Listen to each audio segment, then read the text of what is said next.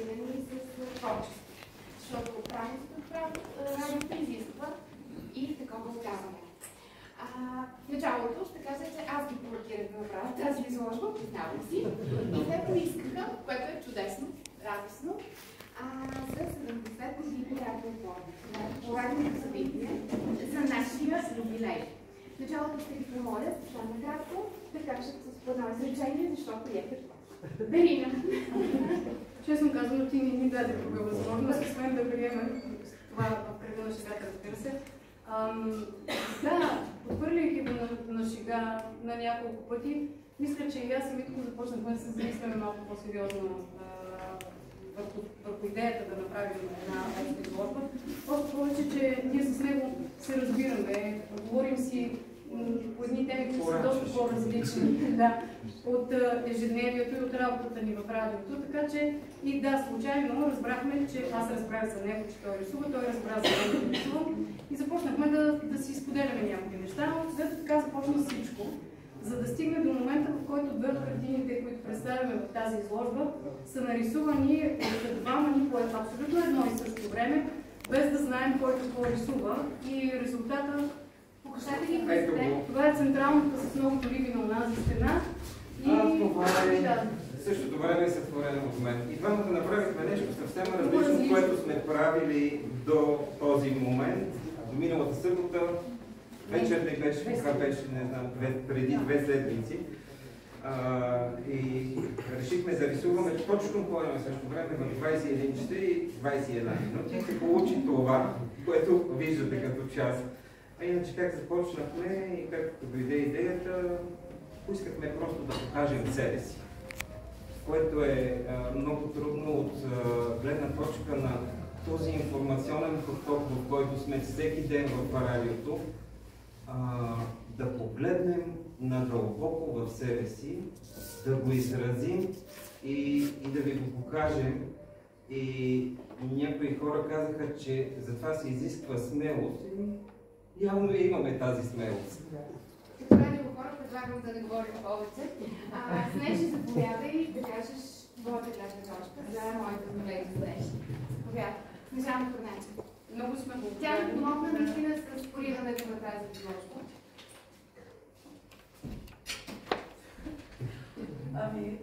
Много се радвам, че работя с Радио Пловдив, защото, както виждате, една изложба откриха и го превърнаха в едно палаво интересно събитие. Аз докато слушах, много ли се радвах. Наистина в тези времена, които така наречени интересни времена ни се случи да живеем, с много трагедии, войни, негативизъм, е истинско щастие да видиш двама човека, които са се обърнали към духовното, към светлината. И това за днешно време, че ни е най-същественото и единственият начин да се спасим от цялата тази заобикаляща драма и негативизъм. Затова ми станаха интересни и поех да помогна, защото първо те са ми приятели преди и си спомням, че Митко много отдавна ме преследваше по улицата да го покаже нещо, което го носи. И аз поощрявах това, че наистина той търсеше този космически вариант на духовност, тази светлина, божествена и Бог, което беше много близо до моето търсене и до моята природа. И затова поощрявах смело търсенията му, само с някакви такива по-специфични технологични изисквания, за да станат по-добри нещата. Но и двамата наистина са толкова красиви духовно, защото са запазили нещо много детско и чисто в себе си. Това, което видях в тях, е тази чистота. В картините на това младо момиче е онази нашата детска любознателност и любопитство към морето, към дъното и населяващите го животни, толкова впечатливи, светли, интересни, че тя ги е довела дори до образ, до човешко излъчване в тази рибка, съсредоточена огромна сила на нейните търсения, с една декоративност, с една изчистеност на формата. Тя се опитва да бъде съвсем декоративна, да бъде много перфектна и прецизна в детайла и най-вече да търси психологията на тези животни, които като че ли ни говорят, които ни разказват за живота в морето, които ни разказват за мечтите на всяко дете и на всеки човек. Също така с детска честота подхожда и Митето, защото той в един абстрактен вариант, това е хубаво, че са различни двамата, в едно абстрактно развиване на цветовете и пребиване и търсене на онова единение, онова цяло, онази философия и мъдрост, която ни дава космоса, загадките му и божествената сила, която идва от тези дълбини. И двамата копаят дълбоко в душата, своята, и ако се загледате и вашата, защото съвременното изкуство, което отива все повече в една, не искам да кажа безсмисленост, но изчистване на цялата тази душевна енергия и търсене на чисти развивания, форми, или така наречения минимализъм, който понякога довежда картината до едно малко квадратче или триъгълниче, което няма лошо, всяко изкуство си има свое технологическо развитие, от което следва по-нататъчно израстване. Но в този етап аз изключително много ценя тези двама млади, за мен млади, не знам как ги виждам, млади хора, които аз лично с удоволствие приех да представя, защото няма по-хубаво нещо от креативността в хората, няма по-хубаво нещо от умението да създаваш, да сътворяваш и изкуството, и особено изобразителното изкуство, пък и музиката, довежда до такава една нова емоционална чувствителност, която те прави по-силен в живота и във всяка професия. Тоест изкуството тласка другите ти таланти, то те обогатява, то ти дава другите страни на живота, другите възможности и всеки един креативен човек за мен е много по-стойностен и много по-бързо се развива. Това живота го доказва във всички сфери на живота, а някой път творците са едновременно силни в няколко вида изкуства и особено е важно, когато първата изложба се открива, да бъдеш под прожектора на хора, които ценят това, на ценители на изкуството. Казвам го, защото и моята първа изложба беше открита от Димитър Килов и Слона, Жилов, и това ми даде абсолютен старт нататъка за няколко години да участвам в много национални изложби, да знам да бяга член на Съюза на българските художници. Затварям кавичката на рекламката и се връщам с желание да поздравя, да пожелая много успехи и наистина развитие нагоре. Следващата изложба да ги престраши да излезат на малко по-голям формат.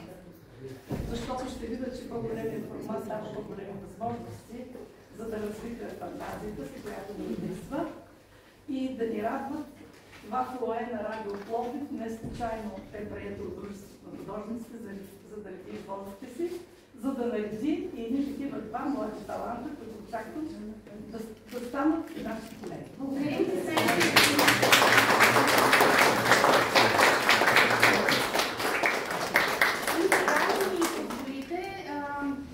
Думите на Веси Пеева, нашата любима колежка, носител на награда в Пловдив. Заповядайте.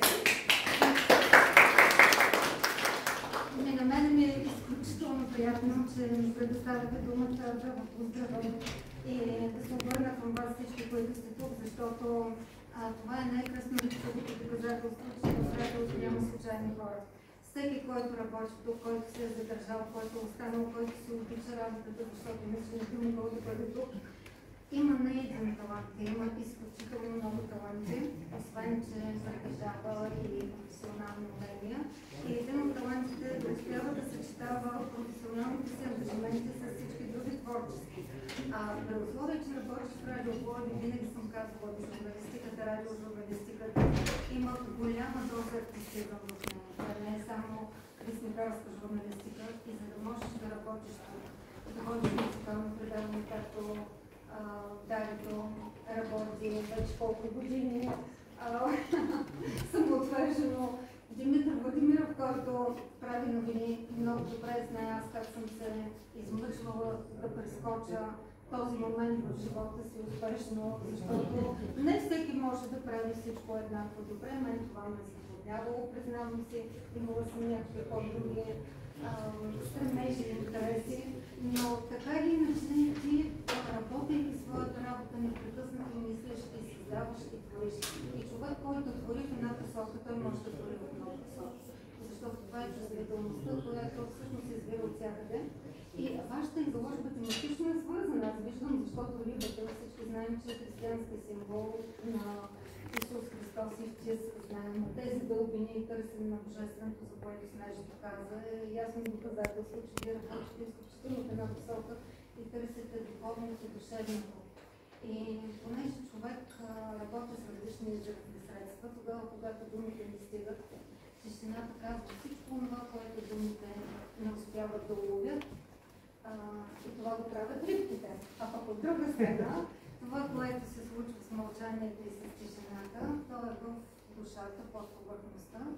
И когато замълчим и слушаме как отзвучават думите, всъщност ние долагаме техните вибрации и знаем, че всеки чува това, което знае. Той не вижда това, което не познава.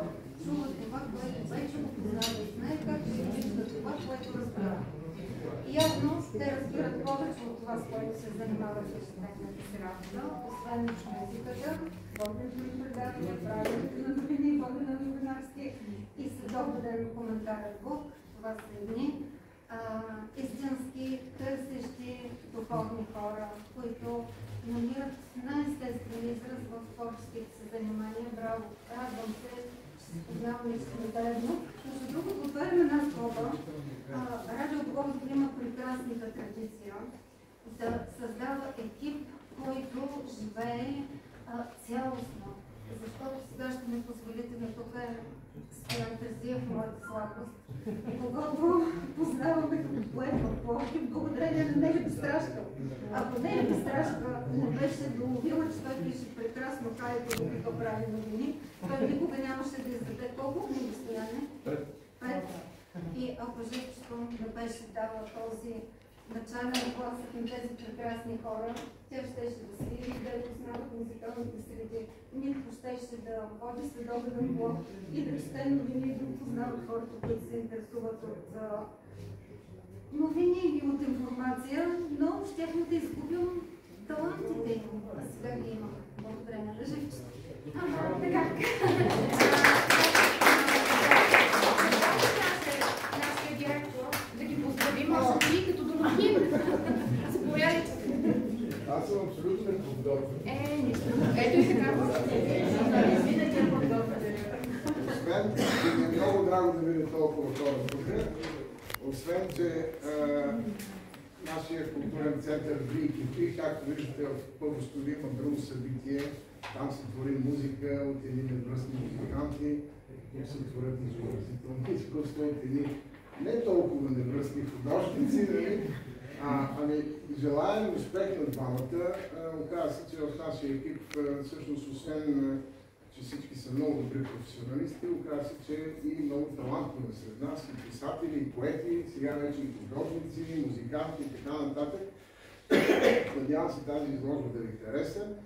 Много съм радостен, че връзваме с нашата 70 годишнина.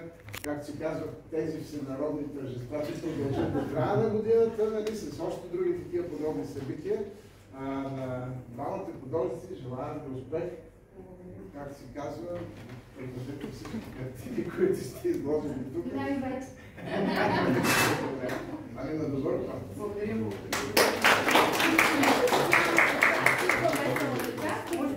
Само да благодарим и ние, разбира се, на нашето ръководство за това, че ни поставиха, че прегърнаха тази идея. Искаме, освен това, да благодарим, разбира се, на така първопричинителя на всичко това, Живка Танчева, на Беси Беева, на Снежана Корнаджева, безценни разговори и помощ наистина получихме. И не на последно място искаме да благодарим на колегите Стоян Терзиев, на Милко Петров специално, на Яница Марова, на Живка Танчева, още веднъж, без които тази изложба просто нямаше да може да бъде подредена, защото това се оказа наистина огромно предизвикателство, за което ние не бяхме подготвени. И те се втурнаха толкова спонтанно, с нощи прекараха часове с нас, за да можем да подредим всичко. Така че благодарим сърдечно на всеки един колега, на всеки един, който по някакъв начин ни е окръжил, защото, както подразбирате, ние не бяхме много така смели в това начинание. Благодарим ви от сърце и на всички, които сте тук, разбира се.